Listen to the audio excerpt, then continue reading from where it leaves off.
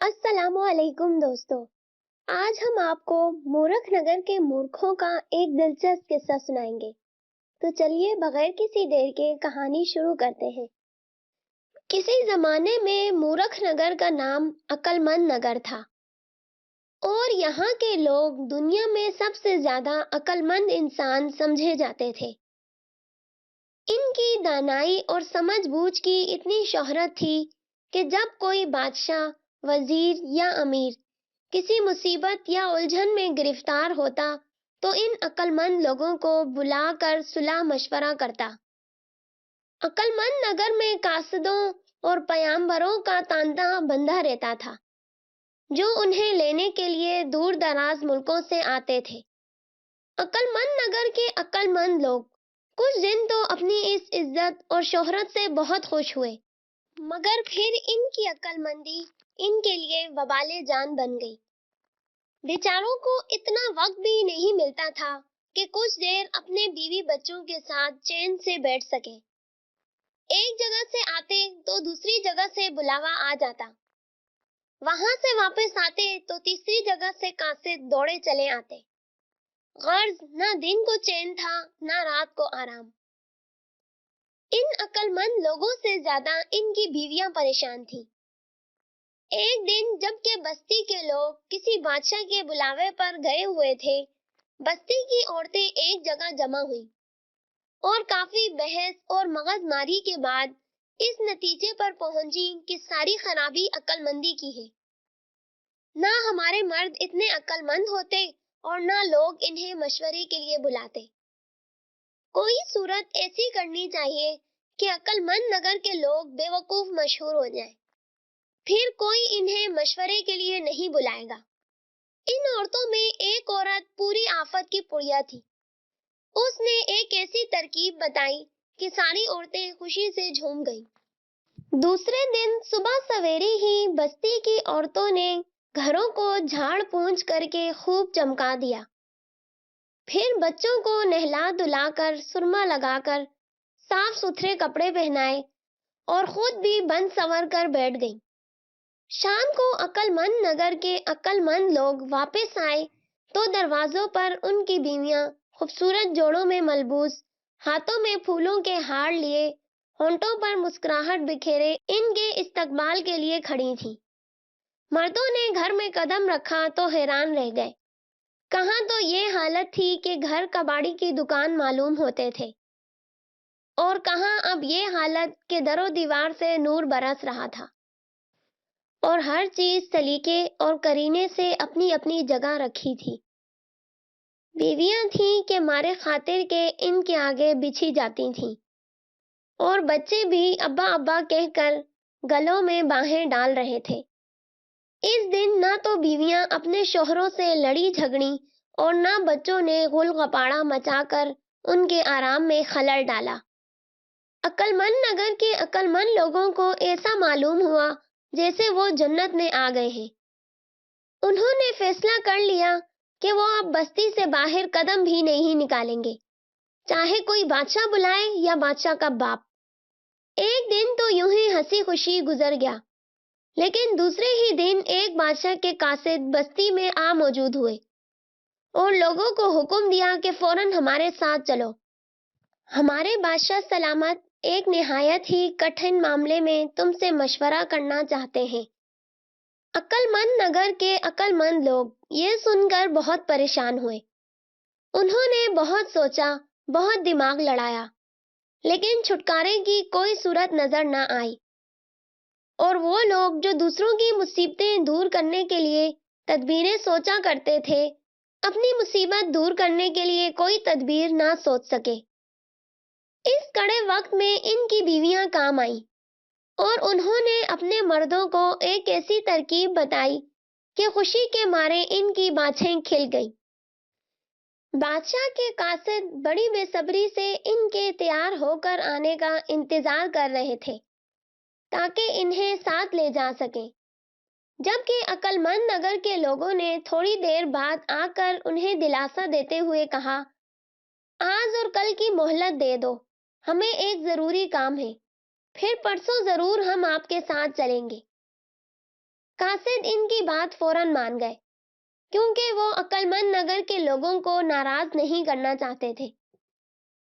دوسرے دن تڑکے ہی بستی کے تمام لوگوں نے کاندھوں پر ہل اٹھائے، جھولیوں میں بہت سا نمک بھرا اور کھیتوں کی سمت روانہ ہو گئے۔ قاصد بھی ان کے ساتھ تھے۔ ان کی سمجھ میں نہیں آ رہا تھا کہ یہ لوگ کھیتوں میں کیا چیز بوئیں گے اور اتنا ڈھیر سارا نمک انہوں نے اپنے ساتھ کیوں لیا ہے۔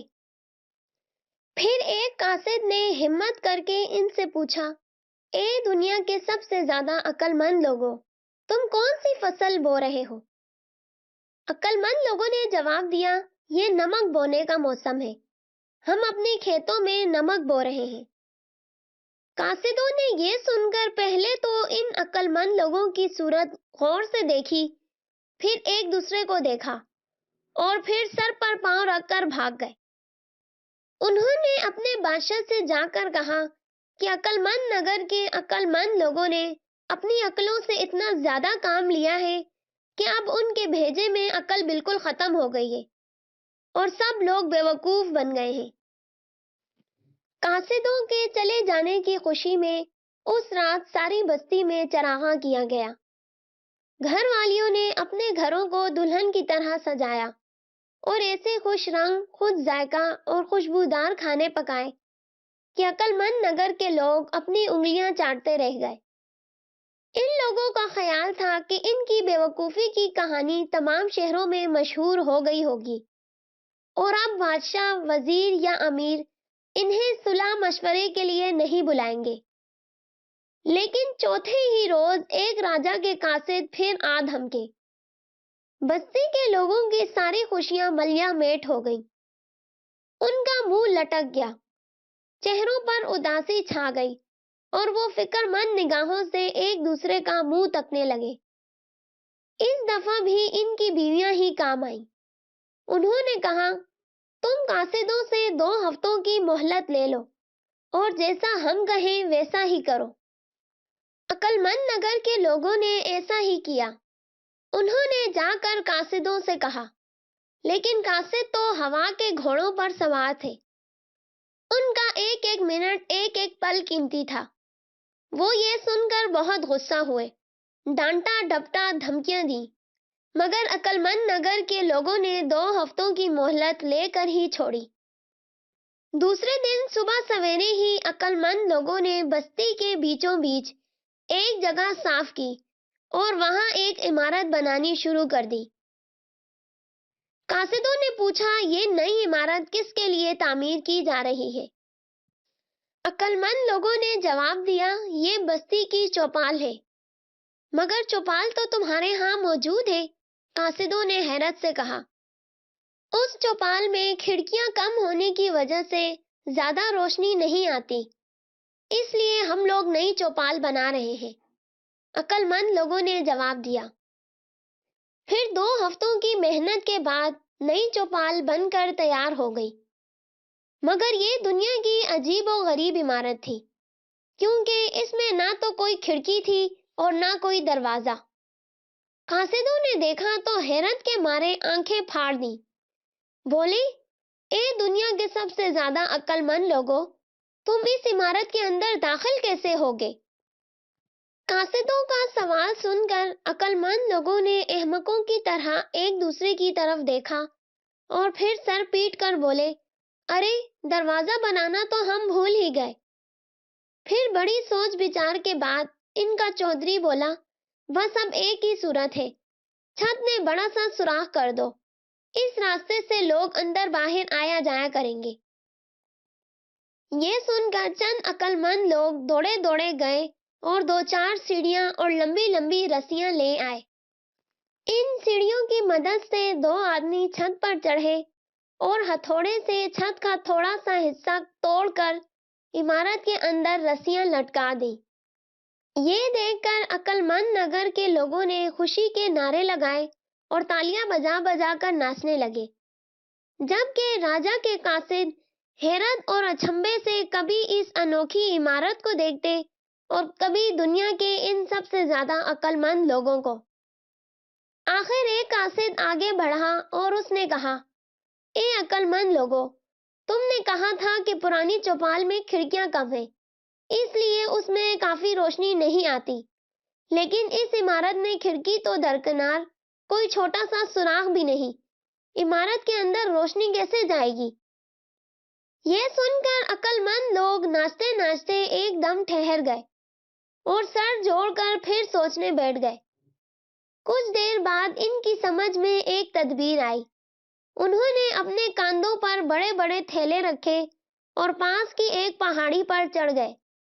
دن ڈھل چکا تھا اور ڈوبتے سورج کی سنہری کرنیں چٹانوں کے شگافوں میں سے چھن چھن کر پتھریلی زمین پر پڑ رہی تھی۔ عقل مند لوگوں نے اپنی تھیلیوں کے رخ سورج کی طرف کر دیے اور ان میں خوب سورج کی کرنیں بھرنے لگے۔ یہ دیکھ کر قاصدوں نے دونوں ہاتھوں سے اپنا سر پیٹ لیا اور چلا کر بولے، اے عقل مندو، تم یہ کیا کر رہے ہو؟ عقل مند لوگوں نے جواب دیا، ہم ان تھیلوں میں سورج کی کرنیں بھر رہے ہیں، پھر ان تھیلوں کو لے جا کر ہم عمارت میں الٹ دیں گے اور اس سے ساری عمارت روشن ہو جائے گی۔ قاصد یہ سن کر ایسے بھاگے کہ پلٹ کر دیکھا تک نہیں۔ اس دن سے عقل مند نگر کے عقل مند لوگ ساری دنیا میں مورخ مشہور ہو گئے اور عقل مند نگر کا نام مورخ نگر رکھ دیا گیا۔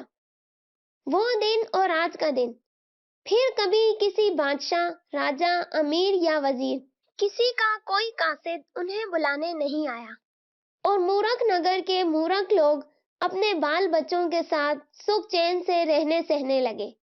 دوستو، آپ کو یہ دلچسپ کہانی کیسی لگی؟ کامنٹ سیکشن میں ضرور بتائیے گا۔ ملتے ہیں نیکسٹ ویڈیو میں، تب تک کے لیے اللہ حافظ۔